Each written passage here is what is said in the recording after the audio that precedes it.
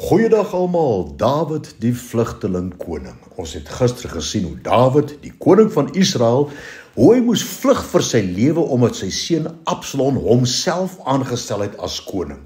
En hy was ook van planne om Dawid dood te maak. En hoor Dawid se uitroep tot die Here, Psalm 3 vers 1 en 2. 'n Psalm van Dawid toe hy gevlug het vir sy seun Absalom.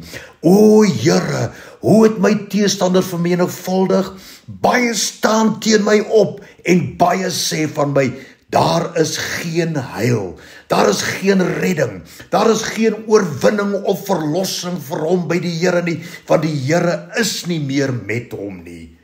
Maar Dawid se reaksie op hierdie ontsettende vernedering, hierdie ontsettende tragedie wat hom te beurt geval het, kan ons sien in sy soeke na die Here en hoe hy homself opgebeur en moed ingepraat het.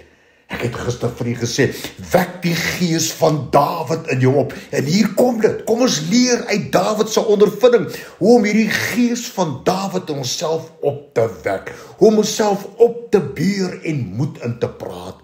Dit begin daar by Psalm 3 vers 5. Luid roep ek die Here aan en hy verhoor my van sy heilige berg. Hierdie woordjie verhoor my is Ana in Hebreëus. Jahwe Ana, wat beteken die Here hoor my stem. Hy lig sy kop op. Hy kyk na my en hy antwoord my.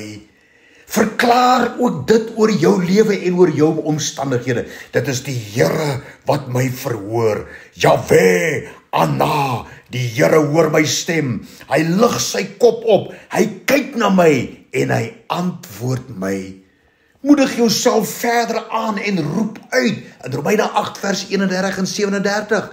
Wat sal ek dan van hierdie dinge sê? As God vir my is, wie kan teen my wees? Maar in al hierdie dinge is ek meer as oorwinnaar deur hom wat my liefhet.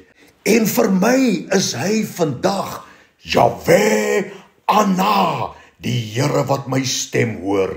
Hy lig sy kop op, hy kyk na my en hy antwoord my.